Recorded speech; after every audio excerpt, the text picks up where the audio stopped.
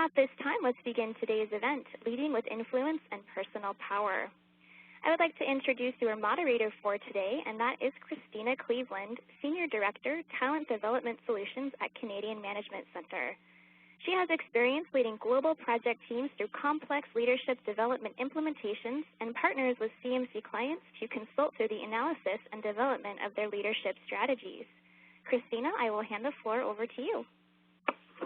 Thank you so much, Jess, and welcome everyone. We're very excited to welcome over 1,000 people who are participating with us today from across the country. So welcome to those of you who may be returning to us and have been participating in webinars previously. For those of you who are new to CMC, welcome. We're really happy that you're here.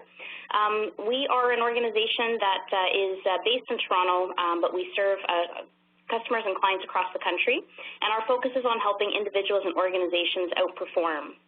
This year, we're excited to be celebrating our 50-year milestone, and in honor of this, we've actually launched our 50-course giveaway, which will be running between now and June 2014.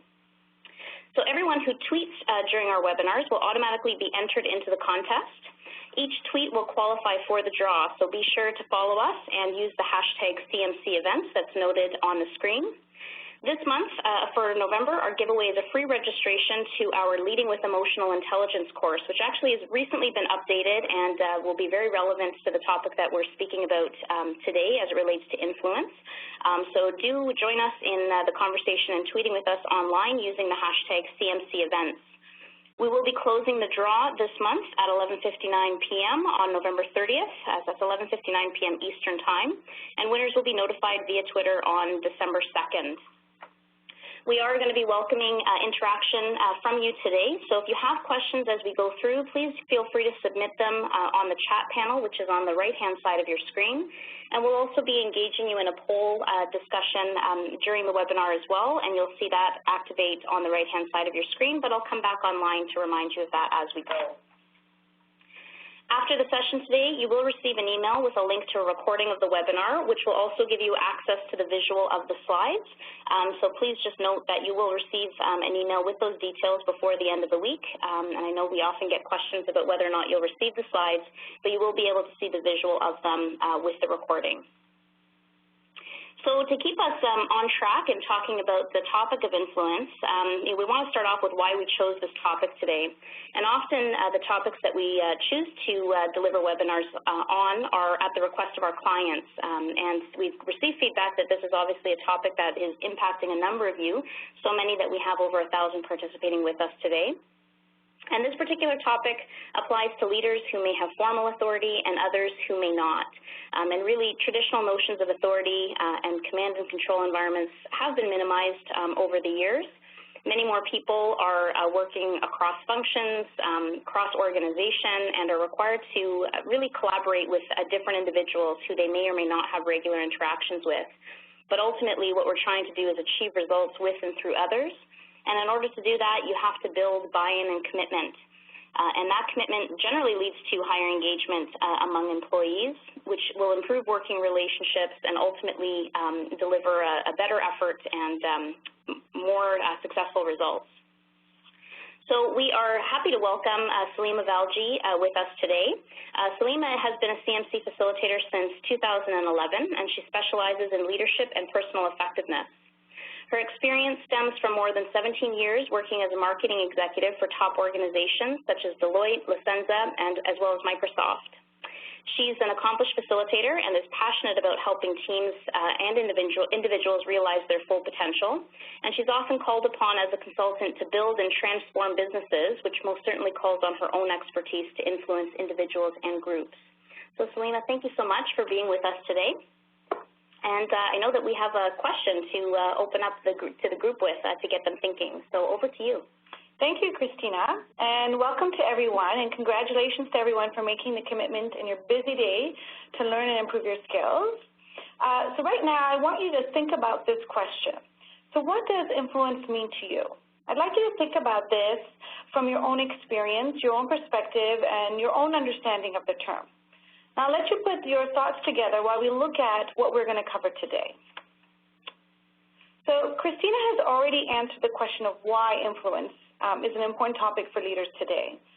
So now we're going to look more closely at what influence and personal power mean, and we're going to discuss how to develop and use personal power and influencing skills to help you.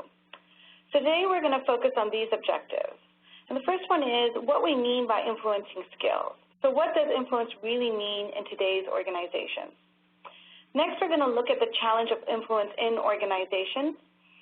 And then we're going to look at what we call the power dial model. So this is a visual model that will aid our discussion about influence, and it demonstrates our different sources of power. And then lastly, we're going to discuss how to effectively influence others and share some tips on what you can do today after this webinar to impact and increase your influence. So now we want to hear from you. Let's go back to our question, what does influence mean to you? So if you're like most busy professionals, you have experience with influence in your work life, and you can draw upon scenarios from your workplace, you're at home, or even in media. So we want you to share some what influence means to you. So send us your comments into Christina by typing in that chat feature. Christina is monitoring the responses and compiling a list.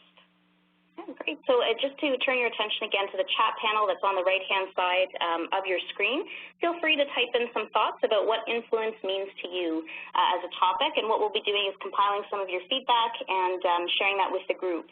So thank you for those of you who are already submitting your ideas. So we've got thoughts such as the power to convince, the ability to change someone's point of view, the ability to encourage, to respect, to use or build professional credibility, to shift the perspective of another, to build trust, to persuade, the ability to, again, persuade others to change their view, leading confidently, which is an interesting contribution, directly or indirectly providing direction, shifting perspective, and to lead without authority.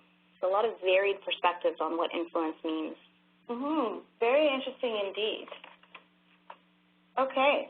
So why don't we shift and look at what is the common definition of influence? Because I think many of you captured many elements of what it is.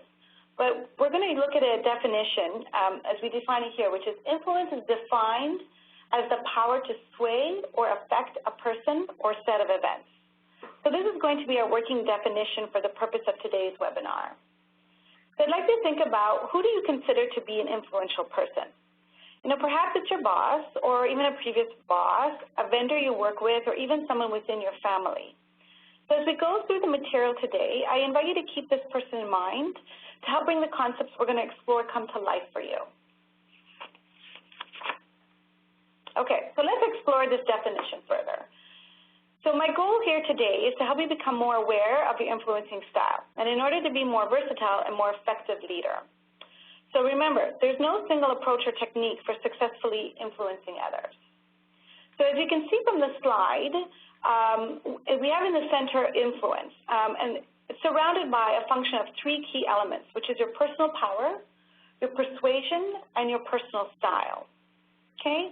So your personal power is really your power to influence. That can be obtained organizationally, or what's often called as authority, or personally through credibility, trust, and relationships. So many of you actually talked about that when in our little chat session right now, when we talked about how do you define influence. So both of these sources of power, they're effective.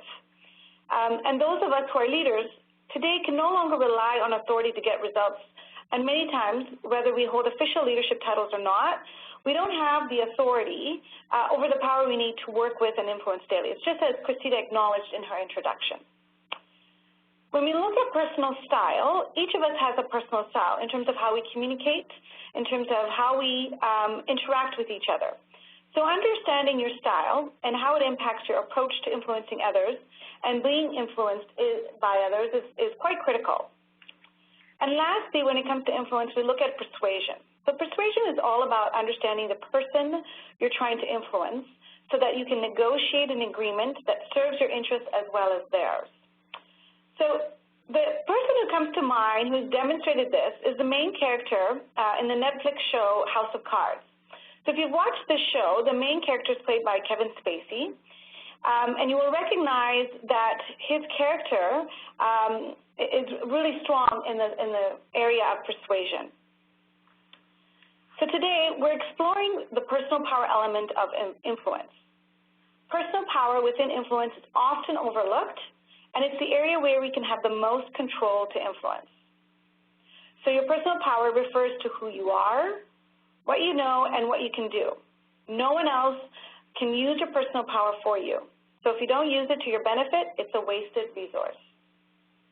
Now, I want to put this into context for you by introducing you to a comprehensive model to demonstrate where different sources of power come from and how personal power fits into this picture.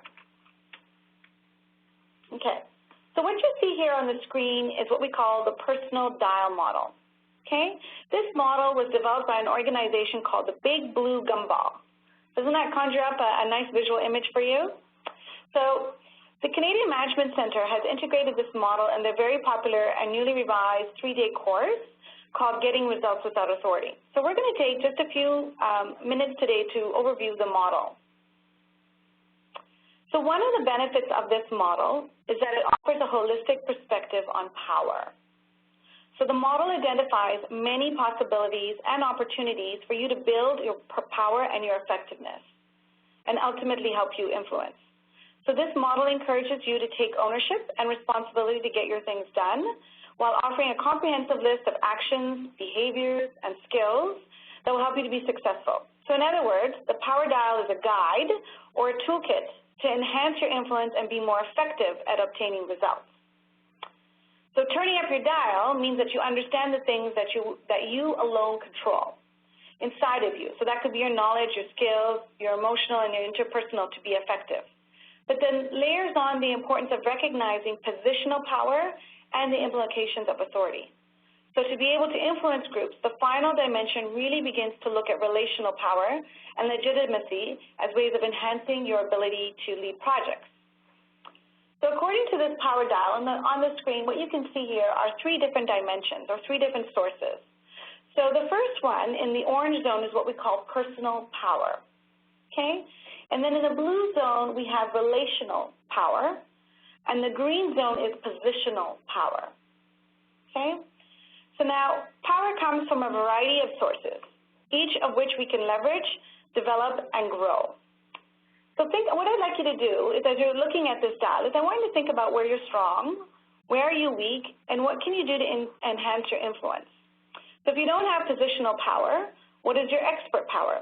And how are you viewed in your network? How do others perceive you, and what else can you develop? So consider that personal power is internal, okay? So it comes solely from within you. Your personal power refers to who you are, what you know, and what you can do. So this is really about your strengths and ultimately your self-confidence, the extent to which you get your power internally from your personal resources. So relational and positional power are external, as you can see on the slide here. So they're related to or dependent upon others, people, or other factors outside of us. So relational power relates not to what you know, but who you know, and in some ways, the more important question of who knows you, and the quality of your relationship and how others around you view the value of your relationship. So influence is about the relationships you build over time. And lastly, positional power is really about your role or status or your position. So it relates to what you do and what you have or what you have control over. So positional power, in other words, is about your personal use of power and the appropriate use of it. So the way you use your positional power gives you greater credibility. So if you don't exercise your positional power well, this will negatively impact your credibility. Okay, so let's take a look at this further and look deeper at personal power. So in an organization, your ability to make things happen depends on others' willingness to let you. So the more personal power you have in a relationship, the easier it is to influence. So the people you work with choose to pay attention to you and to allow you to influence them. So they do this both consciously and unconsciously. So it may seem pointless to increase your personal power if you have to rely on others to give it to you. However, luckily, there are sources of power you can draw upon that are within your control, which is good news for all of us. This is what we call personal power. And as you grow in these areas and increase your confidence, you will be given even more power. So think of the people you truly trust and respect. When they ask you to do something for them, you don't think twice about it, right? You just do it. So your personal power refers to who you are, what you know, and what you can do. And it's inside you, and it's what you bring to every situation. So there are three aspects of this dimension, as you can see on the slide. Okay, so they are one, intellectual and physical. The second one is emotional, and the third one is interpersonal. So now let's look at some of the behaviors associated with each of the personal dimensions. They're going to help you build your personal power. We'll look first at the intellectual and physical component. So intellectual is really about the knowledge of a topic like your education or your expertise that you bring. It could also be any hidden talents that you have or your skills that you use on the job. Personal power can also come from your physical characteristics, like it or not. So, for example, your height, your tone of your voice, or even how you dress can impact the strength of your power. So looking the part is very much, is just as essential when you want to influence as your knowledge of a topic. Then we're going to look at the emotional component, and that's really about your emotional responses or your self-awareness of your emotions and how you manage them. So we're going to talk further about that later on today. It's also about your positive attitude. So I want you to think about the energy and the passion and the enthusiasm you bring to a situation, because this is really contagious. And the more you bring this to a situation, the more people want to work with you. And lastly, it's about your confidence. How much confidence do you exude when you're talking about a topic or when you're trying to persuade people that your idea is the right idea? Then we're going to look at interpersonal skills. So this is really relating to different personalities. So, for example, recognizing when you're speaking to someone who's very direct versus somebody who's very analytical and presenting information that is going to be most relevant for the personality. It's also about your ease of relating to others, and it's about your communication skills. So I'd like you to take a moment to reflect on your own strengths and your areas for growth. Think about what you bring to each situation. So, for example, what's your experience, your education, and your approach? These aspects can be summarized by a statement. You influence people by who you are and what you do. So what this really means is the skills and abilities and what you bring to the table impact your ability to influence others. So, for example, if you're a project manager, your ability to keep projects on track and on budget impacts your ability to influence others. So the stronger their skill set, the stronger your influence can become, and vice versa. If you're not as strong at keeping, if there's somebody you work with, a project manager, and they're not as strong at keeping projects on track and on budget, it's going to impact their ability to influence others. Okay, so you influence others by who you are and what you do. So what we're going to do now is do a quick poll. And what I'd like to know from the audience is, which component of personal power do you feel is your greatest strength? This is a great question to get some perspective on. And when we think about ourselves and our ability to influence, we can also think about, not for this question, but in general, how we might be influenced ourselves. So which of these components in some ways might actually influence the way we can be influenced. So what do we place value and emphasis on in terms of how other people are evaluating us. But the results of the poll are coming in. It looks like the lead in terms of people feeling the component that they have as strongest is interpersonal skills, with about 54% of our audience feeling that that is their greatest strength, followed by intellectual at 32% and emotional at 14%. So I'll just give you another minute to turn your attention to the right-hand side of your screen where a poll has opened up, asking you this question of which component of personal power that Salim has been speaking to do you feel is your greatest strength? So we'll just leave that open for another 10 seconds or so, Jess, and then we'll wrap it up. But we also just want to remind you, too, that there is a Q&A panel. So as we go through, if you have questions, please do feel free to submit them. We're going to try and leave some time at the end to address some of your questions as they come up. So you can feel free to submit those through the Q&A panel. It looks like in the lead, interpersonal skills, Salim at 53%, intellectual at 33%, and emotional at 14% in terms of greatest strengths. Very interesting. Okay. Well, that's good to see. Well, it's not good to see emotional is low, but what I wanted to convey is that we're going to go a little bit deeper in emotional. I'm going to give you some questions to ask yourself and become more self-aware to help you build on that component. So You're going to find some value over the next few slides for sure. Okay, so now let's talk about each of these components in more detail. So the first is intellectual or the physical component. Okay, so remember that this is what you bring to a situation in terms of your expertise, your experience, and your knowledge, etc. So when you're trying to influence and persuade someone, the level of trust and expertise is really important. So in other words, your level of credibility is key. So your personal credibility is linked to who you are and what you can do, and this is affected by the extent to which you are an expert, to which you are trustworthy, and you're consistent. So how do you individually build your credibility? So you build your personal credibility through your personal power. So there's a number of ways that we can do this. So the first way is through your technical knowledge, which is the part of the intellectual dimension. So this is your education or your knowledge. And you can build your expertise by taking courses, having an open mind approach to learning and demonstrating competence in the areas that you work. Another way to build your personal credibility is through your physical characteristics. That's through your tone of voice, how you dress, and how you carry yourself. And this is an easy one where you can actually ask somebody, a peer, or somebody you trust to do an assessment for you to see, are you conveying or playing the role that you want to be perceived as. Another way is through your level of expertise. Again, that's part of the intellectual, the physical component, and it's really about your experience. And are you demonstrating and sharing that, hey, in my previous role or in my 5 years of doing this, here's what I have learned. Are you really sharing your experience with others? You can also look at your trustworthiness, and this is part of the emotional component. So this is part of your integrity, and it comes from good listening skills, your sincerity, and valuing your ideas and contribution of others that you work with.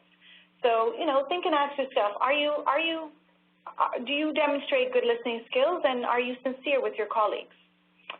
And lastly, by being consistent, and that's part of the interpersonal dimension. This is really quite important.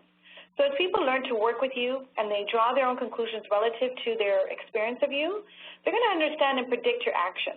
So the more you are comfortable with their ability to understand you, the more trust they're going to have in you. So this goes hand in hand with the behaviors you demonstrate. Your consistency shows the degree to which you can be counted on, which ultimately will increase your influence over others. So when you combine these together, credibility is seen in organizations as expertise and relationship. So when you have credibility, your job in persuading influence others becomes much easier. So being perceived as lacking credibility could undermine anything you do. So it's important to be aware of your credibility and work towards developing and maintaining it. It's also important to know your audience and what the perceptions of you are. Okay, so now our second component of personal power is emotion. So now many of you have heard of the term emotional intelligence. So emotional intelligence is the ability to identify, assess, and control the emotions of oneself, others, and groups. It's also the ability to recognize and positively manage your emotions in yourself and in others. So this concept has really gained prominence over the last 20 years. It largely acknowledges the impact emotions have on people and their performance, but it's also the ability to affect people through our own reactions and situations. This isn't something that we're taught in school or talked about readily in education. According to studies by Daniel Goleman and others, emotional intelligence, or often referred to as EI, can account for 85% or more of the success of an effective leader and individual contributors. So why? People with high emotional intelligence create environments for success, they build strong and effective relationships, and they have the ability to engage and inspire others. So let's look at the slide that we have on the screen here. When you look at it, at the bottom, you have your IQ, your analytical skills, your technical skills, and your technical knowledge. So that's something that we all bring to our jobs, and that's our foundation. The layer on top, self-mastery, which in emotional intelligence is broken down into 3 different areas, which is your self-awareness, self-regulation, and your self-motivation. And then you layer on top of that another component, which is called social mastery, or our social awareness or empathy, and then our social skill, which is really about building relationships and influence. So when you take all of these layers together, that's what really gives us our leader effectiveness. So to illustrate this, let's look at a salesperson who's got many years of experience and who's very good at sales. So on the IQ level, their technical knowledge of the product is very strong, and they have strong analytical skills, okay? So, however, this person is feisty, and they're competitive, and they have a reputation internally for pissing people off, okay? So although this salesperson is effective and has a high IQ, his emotional intelligence is likely not strong. So as a result, this person would not be good at leading teams. Okay, so they're on that third level in terms of social mastery, in terms of what we know about this salesperson, their social awareness and their social skill is not strong, which keeps them from leading teams. So now let's expand on each of these dimensions of emotional intelligence even further.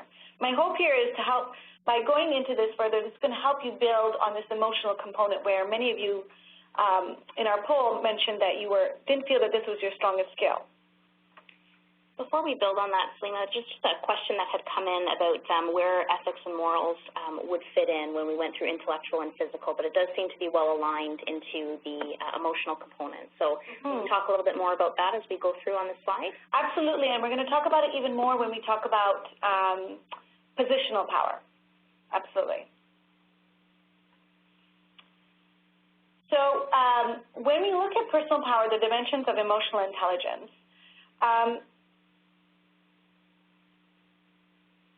this chart that we're looking at the screen explains each dimension and allows you to reflect on your own competence or your opportunities for development in each area. So let's take a closer look. So we've got self-awareness. This is really about knowing what drives us and our passions.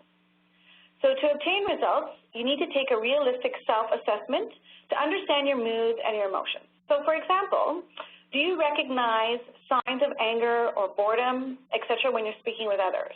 Or do you recognize nonverbal cues?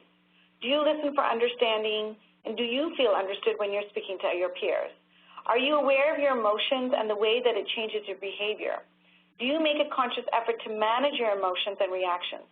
These are all really important questions to ask yourself to truly be self-aware.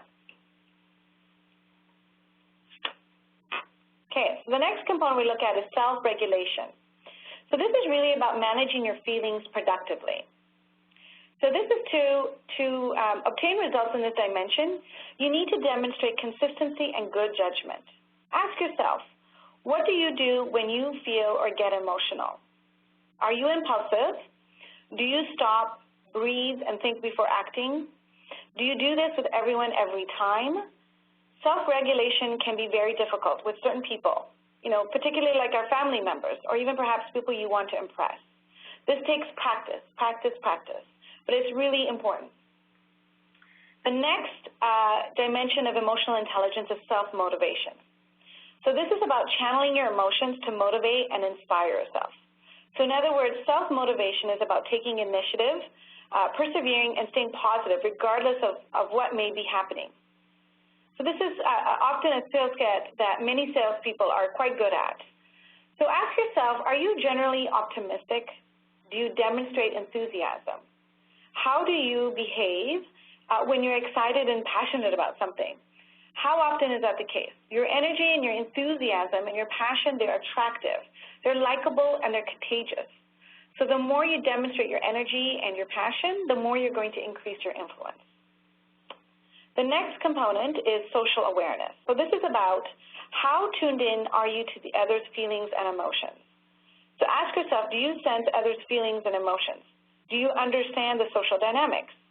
How comfortable are you at managing political environments? And how do emotions impact the way you treat others? So if you think about the example we talked about earlier about the salesperson, and are they in that example, is that salesperson aware that they're pissing people off internally? So it's really important for you to be socially aware of what's happening around you. And lastly, it's the social skill. This is about how well you do to interact and manage your emotions. So this is important to build effective relationships, to influence and lead. So ask yourself, how well do you interact with others? How strongly do you communicate with others? And how do you manage conflict? I think think just based on how much you've covered already there, Salima, that emotional intelligence is a huge component of our ability to influence. And you've mentioned all of these dimensions. Really, all of them take practice. We do have a question from a participant about the self-awareness component and any suggestions you have on how you can train yourself on self-awareness or to work on developing that particular dimension. Yeah, great question. I think I've covered a lot of questions today to ask yourself to start checking in. I think the first place to start is just by looking, being aware of the fact that you want to be more self-aware and taking the time to look and then see and start to ask yourself questions. I would also encourage you to speak to a peer or to speak to somebody whom you trust and ask for their opinion and ask them in the area that you are most interested in terms of are you really self-aware? Did you pick up on the cues in the meeting, or were there additional cues and emotions expressed in the meeting that you didn't pick up on? And that's totally okay, but taking the time to look and to see is really the first step for you to get self-awareness. And you can do that internally on your own, and you can do that with the guidance and support of a peer or somebody that you trust. I think that's a really great suggestion, and I think that leads into what you talked about in terms of self-regulation and that ability to be able to practice. But you'll also have to be open to feedback, right? So you're taking a risk in asking for the feedback and taking a risk in opening yourself up, because sometimes we may not like what we hear, or we may not like how we show up, or we may not realize the impact that we're having on others. So I think it's a really courageous first step to ask for the feedback to create that self-awareness, but then to move through and move into that self-regulation dimension. Yeah, great point. Absolutely. Okay. So speaking on topic of self-awareness, just as self-awareness is important for emotional intelligence, it actually plays a large role in the third component of personal power, which is your interpersonal skills. So the interpersonal aspect of the power dial model, it relates to personal preferences and how you interact with people. So personal preferences are your natural predisposition to your approach of your work environment. So think about how you perceive, you approach, or interact with people. This is influenced by your work environment in terms of the time, the people you're working with, the tasks you're working on, the situation that you're in, etc. So these go beyond age, culture, race, education, etc. They're part of your personality. And you need these to get the results you want and need to get your work done. So the more self-aware you are, the more you can communicate and influence. Okay? So self-awareness, it's about understanding that different people can respond to the same situation in different ways. It's important to understand our strengths and areas for development. And no one profile or person is better than another. Although in different situations, certain traits are going to be more favorable. So each one of us, we all embody characteristics of each dimension at varying intensities, which can potentially change or be dialed up or down depending on what's happening and what situation you're in. So understanding your own behavior leads you to begin to understand the behaviors of others. So are you aware of how assertive or how aggressive your behavior is when you are influencing? So to demonstrate this a little further, let's take an example to take a look at this. So let's look at a programming genius. His name is Mark. And Mark writes clean, simple, but highly effective code. Okay? He prefers to communicate via email as he finds it's more safe. But when a decision is made as to which feature to implement in the software, Mark can often get aggressive when he does not agree. So Mark's first dimension of personal power is very high. He's an expert in his field. He's an expert coder. However, his ability to influence is low, as his ability to explain himself or why it's important is low. Mark's approach to how he interacts with people impacts his ability to influence. So to improve, Mark would need to increase his self-awareness and his self-regulated emotions. So this would result in Mark's increased ability to communicate and interact well with others. So that's building his credibility and value to the team over time. So in the next time when a decision is made about a feature, if he were to self-regulate and ask questions and to share his viewpoint credibly, he's going to have a lot more influence and credibility in the room when it comes to deciding on what are the most important features that should be included in that software. So if we continue to use Mark as an example, just to reference some of the questions that are coming in terms of practicing self-regulation, like what strategies did you suggest to Mark in order to be able to practice self-regulation? Well, I think that the first place we start is around self-awareness and knowing that self-regulation is an area where we need to focus on. Without having that knowledge, we won't even know to focus on that area.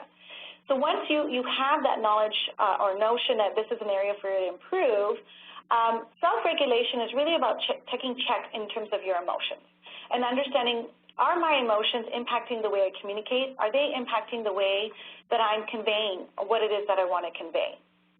So if we look at it, scientifically, we have the what's called the amygdala. It's a part in our brain. It's shaped like our fist. And scientifically, the purpose of the amygdala is what? Fight or flight. So when we as humans are put into a certain situation, the amygdala gets fired, and it sends out these responses in our body, in our brain. And it sends out these responses for us to immediately respond and to be able to be really quick and impulsive. And it's not just about communication, but it could be an action. It's, if a ball is coming towards you, it's what sends to your brain or to your body to say, move, get out of the way. But this happens and is in force and in action over 90 seconds. And by knowing this, that, after 90 seconds, these responses and these impulses in your body, they're going to calm down. So if you are aware of this and you know this, you're going to know that I just need to give myself 90 seconds and know that this impulse is going to go away. So what I do for me personally is I start to ask more questions. And by asking these questions, I find I start to calm down. Because it's very hard. I can't be silent for 90 seconds, right? So if you need to give yourself some time, you need to breathe. You need to be aware that you're responding to something. And you also have to know, okay, 90 seconds are going to be a little bit more calmer, and then I'm going to be able to really communicate what I wanted it to communicate. So just remember, the amygdala is 90 seconds. It'll fire off a response, but know that it's going to calm down. And just give yourself that time. Right, and you can train yourself to be able to manage that. But in the situation, too, if you're going to be then using questions as a technique to allow yourself to kind of find that sense of calm, managing the dynamic within the room or the group that you may be speaking with to let them know why you're asking questions is really important, too, from a self-awareness element, and trying to tell people, I'm going to ask a few questions to clarify my understanding so that you're not setting others off or having their amygdalas fire up because you're asking questions that may put people on the defensive potentially. Yes, that's right. Absolutely. Fascinating, Salima. Keep going. Okay. So now, let's take a look at interpersonal a little further. So knowing your personal styles of others provides insight into their strengths and preferences so you can flex your approach to communicate and influence. So interpersonal skills or personal style preferences, they can be measured using an assessment tool or a survey. So completing a personal style assessment can generate some new insights. It can reinforce or challenge your personal beliefs, but it will inevitably help you to improve your self-awareness. So going back to the question in the audience about self-awareness, this could be another way for you to become more self-aware. So these personal style assessments, they give you answers to the following types of questions. So what are some of the characteristics and strengths of your personal style? Okay, the style that you're using today, what are those strengths and what is the style that you're using? It can also help you to understand what type of environment do you prefer to work in. Okay? It can also help you understand how might your style be negatively perceived by others. This is really important insight that can really help you to understand, hey, I didn't realize by me asking 100 questions in every meeting is really affecting how people are perceiving me. And lastly, what can you do to improve the effectiveness of other styles that you work with? So if you start to recognize, hey, my style is I'm very directive, and the person that I'm communicating with is very analytical, in order to be influential, in order to really have a good conversation with the person who's analytical, I need to be able to share more analytical information that is going to satisfy that curiosity in them.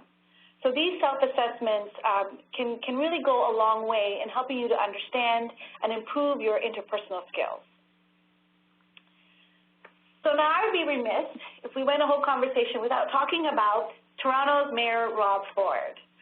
His story has been publicized globally, and he's been talked about in the news. And in fact, for those of you who watch Saturday Night Live, there was even the opening skit about Rob Ford's behavior and how he's being perceived that was done on Saturday. And then yesterday, he's most recently stripped of many of his powers as his credibility has been severely attacked, and the City Council has really lost faith in his abilities. And this really is a lesson in leadership based on what Rob Ford is doing and not doing. So Mayor Rob Ford is fighting for his career right now, and based on his actions, his emotions are really clouding his self-awareness and even his self-regulation, as well as his organizational or situational awareness. So his credibility is ultimately his ability to influence still are really impacting his ability to influence that he really is the right man for the job. And so although he goes back to saying how he saved taxpayers' money, and he talks about all the intellectual or the expertise he brings to the job, when we look at his emotional component or we look at his personal component, we see that those aren't as strong, and they're just as important to maintain your credibility and to maintain your influence. That's not to say that if Mayor Rob Ford took a personal self-assessment, he's going to change his behavior.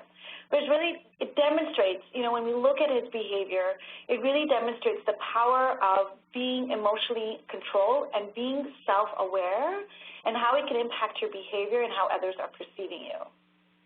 Absolutely, and I think, obviously the situation is extreme and, it's highly publicized within the media, but, if we turn the lens and look within ourselves and look in our own organizations, there are times where we may have lost our cool, our emotions may have clouded our judgment, we may have misrepresented ourselves in a situation or been in a situation where we've experienced or watched those things happen in action with our peers. But there's a lot of people who are commenting through the chat panel to us as well that they are seeing these components show up not only in their professional life but also in their personal life. If you're, a parent, you're a sibling, you're involved in any type of connection with those within your family, there is a need to be able to use these three components as well in influencing in personal situations as well.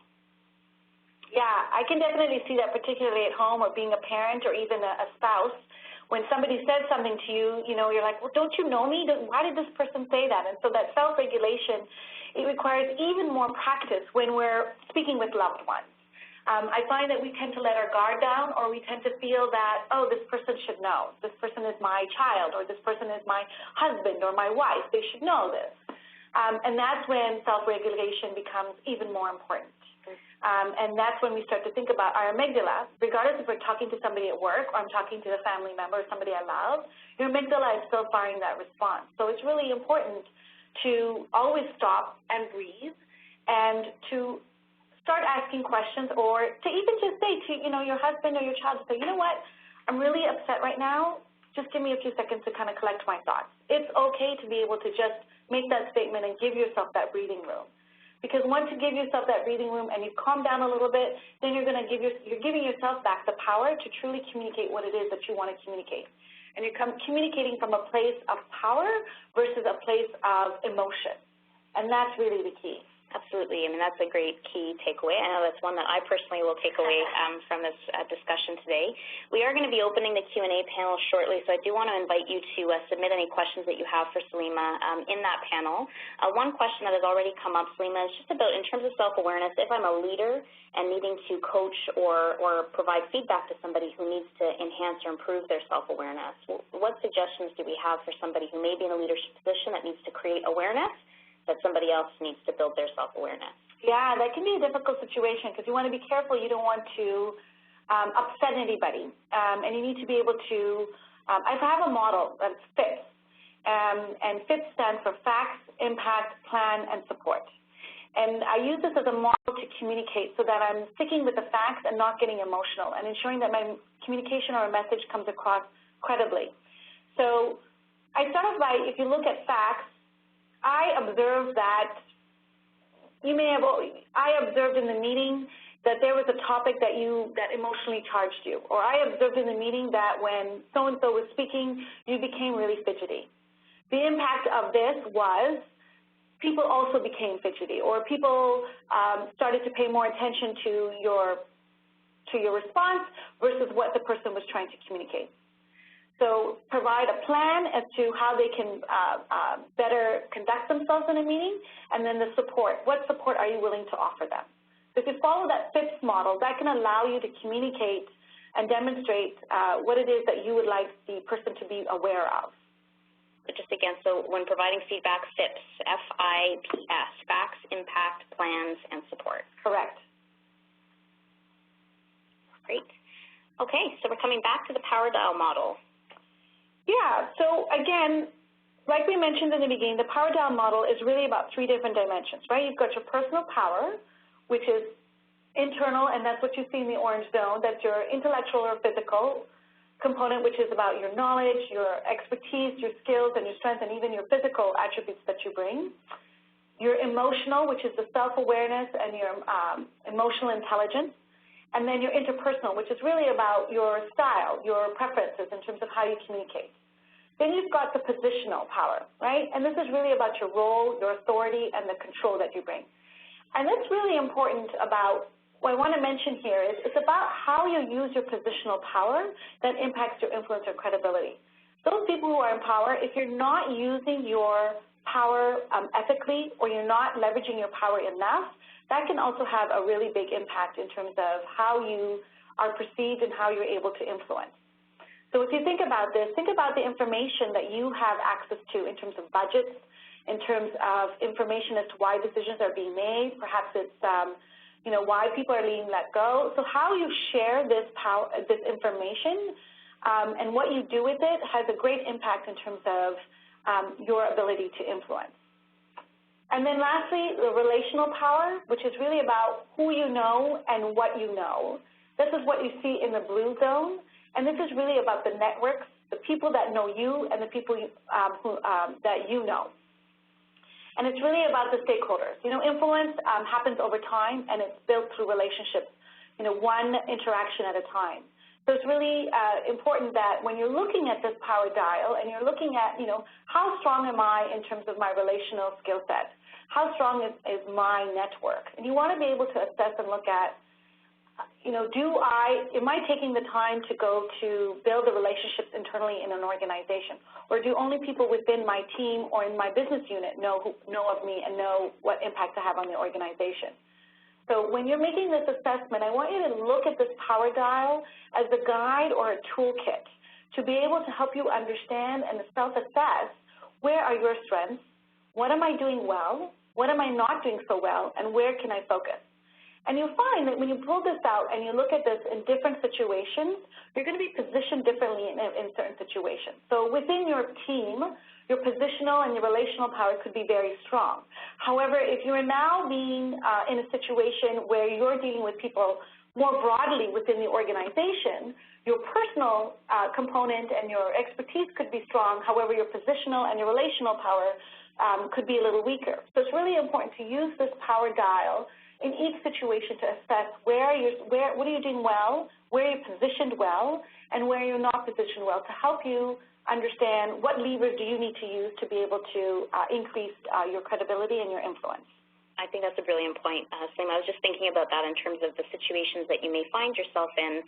You may need to then rely or dial up some of those components a little bit more. So if we come back to that intellectual component, and you're in a situation, for me it might be a technical conversation or, related specifics about technology. That's not a strong area for me, so I may need to rely more on my interpersonal and emotional components in order to get the information that I need to leverage the expertise of others and relying on those pieces to help me do that. That's right. Great. So we do have some comments and questions coming in from the audience, so we'll continue to leave the power dial model up for just a moment. One question that came in was linked back to credibility, so the conversation that we had about credibility. And what do you do in a situation if your credibility is tarnished or has been tarnished and you want to rebuild it? What suggestions do you have for how someone can continue to look at ways that they can rebuild their credibility if it's been tarnished or their reputation may be tarnished? Is Mayor Rob Ford on the call? I'm just kidding. That's a really good question. And I think if you go back to what we said around particularly your personal power, and we said that credibility is really about your trustworthiness and your consistency and your expertise. It's about bringing those three components and elements together. And if you feel that your credibility has been shaken, ask yourself, in what area has my credibility been shaken? Is it about you're trustworthy? Can people trust you? Do you have that integrity? Do people know that what you say, will you take action on what you said that you would do? Is it consistent? Are you perhaps inconsistent in terms of your behavior? Are people unable to predict your behavior? Or is it your actual expertise? It's often said that we often feel that, hey, I'm working really hard, I'm putting in a lot of hours, I'm very good at what I do, yet I'm not being appreciated, or it's very difficult for me to convey my viewpoint, or for me to convey or convince people that what I'd like to do or my idea for this project is really going to make a difference for the organization. So you want to ask yourself, what area am I weak in? What area do I need to focus on? Is it a physical characteristic? Am I playing the part of, if I'm going to be the mom and you need to be able to convince your child, am I playing the part of a mom, or am I playing the part of a friend? So you need to make that self-assessment to know where are you to be able to help you understand how you can build back your credibility. Okay. And in a situation where someone may lose control of their emotions, so there may be an outburst, is an apology towards the individual or individuals impacted sufficient, or is there more that they need to be doing in order to rebuild their credibility, or really does it depend on the situation and the individuals that you're dealing with? I think an apology is always helpful. It may not be enough to solve the situation, and you're going to find that it may not be resolved in just one apology. It's something that when you start to erode on trust, it takes time, and it takes multiple interactions to build upon. So don't lose faith, and don't feel that, oh, I've tried, I've gone and apologized, and they're still giving me a lot of attitude or not being as open with me. Have faith and know that it's going to take time to build that trust again. And by you demonstrating and saying, hey, I screwed up the last time, but this time I'm aware and I'm self-regulating and I'm working on it. And you want to be able to communicate that. When people start to see a shift in your behavior, you'll start to see a shift in their behavior back to you and their ability to be more open with you and to start to trust you again. So you can certainly build your credibility again, and you can certainly shift that. Just know that it's going to take some time, but I absolutely think that an apology really goes a long way in demonstrating that, hey, I'm aware that I didn't respond to the situation very well. I'm not perfect, I'm not human, but I'm aware of it, and I'm going to change that. And I think that point is really strong when we think about the fact that it takes time for us to rebuild that credibility, but on the flip side, too, if somebody else's credibility has been eroded in our eyes, or for whatever reason we may have been in conflict with someone else, if they're trying to rebuild their credibility, we also have to be patient that it's going to take time, and that's sort of in some cases the worst thing that you can do when someone's trying to change their behavior is to bring up the past. So just sort of being patient, not only with yourself, but also with others. So I do want to take us to the summary slide here that you had for us, Selena, just in terms of tips for improving influence and personal power. And I know you're going to cover this, but I just want to invite, again, if anyone has any final questions, feel free to submit them in the Q&A panel, and we'll try to get to them before we wrap up today. Okay. So it's really important to me today, a part of my goal is to make sure that you come off of this call, this webinar, with some tools or tips that you can improve your influence and your personal power right away. So here's just a few to get you started. The first one is, we talked about self-assessment. So take a look at your physical or your image. Do you look and behave the way you want people to perceive you? Again, ask somebody you trust, ask a peer, or ask somebody within your organization and say, do I look the part that you're trying, share with them how you want to be perceived, and ask them, are you being perceived that way? Another one is your emotions or your energy. So how do you check in on your emotions daily? This could be something as, are you working out to release the stress of the day, or even at the beginning of the day? Are you meditating 15 minutes a day? Are you going for a walk at lunchtime? There's so many different ways that you can manage your emotions and your energy, and it's really important that you do this on a regular basis, on a daily basis, because every day we're thrown items that get us emotionally charged, and by just taking a few minutes every day to gather our emotions and to center ourselves can make a really big difference in helping us to self-regulate. Another tip that you can do is the interpersonal, looking at our interpersonal or our self-awareness. We talked quite a bit about this today. And let's take a self-assessment to learn new insights about your own and other personal styles. Or perhaps you've already taken one. I encourage you to go back and take a look at it, because we often forget it. And so, it takes time to practice and really understand if it's DISC that you've taken or it's Myers-Briggs, whatever the self-assessment that you have taken, go back to it and reflect on it and go back and understand and gain more insights in terms about your own and your other person's styles and how you can shift your behavior to work with people around you. And lastly, your networks. This is really important. This was part of the relational power of influence.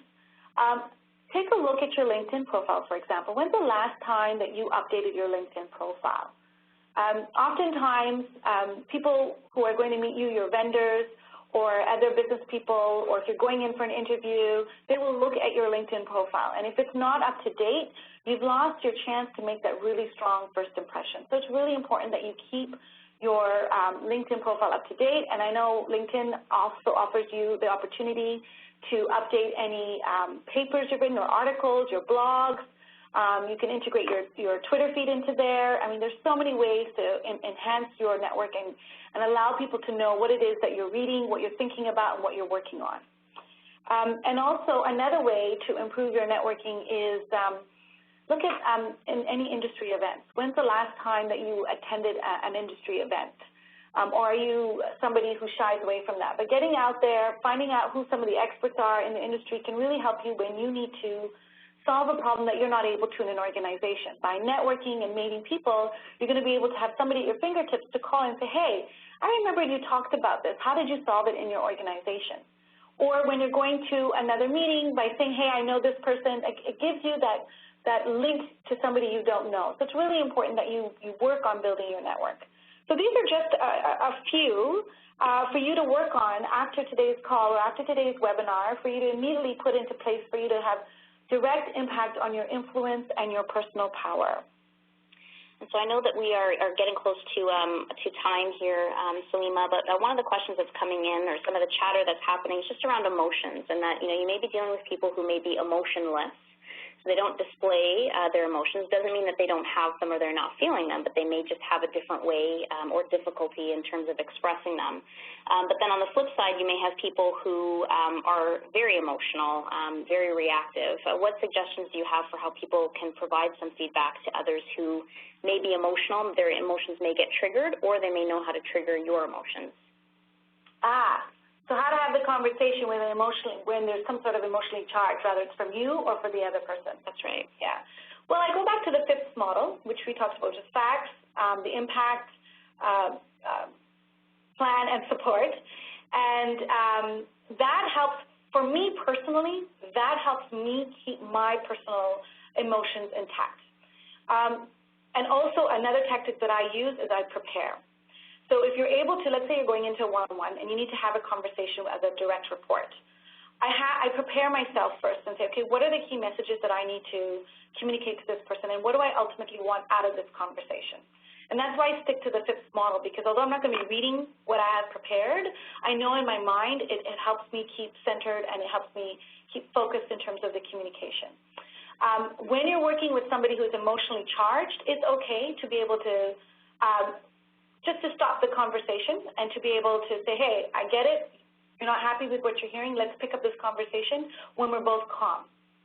Okay, great. I mean, that's a big topic, Salima. So I'm so sorry that we only have an hour today to cover it off, but thank you so much for sharing your insights and expertise with us. I think there was definitely a lot of value in the stories that you had to share and the insights that you provided, and definitely your tips. So we're getting feedback online as well with appreciation for you for taking the time to be with us today. So thank you. Thank you for having me. It was really great.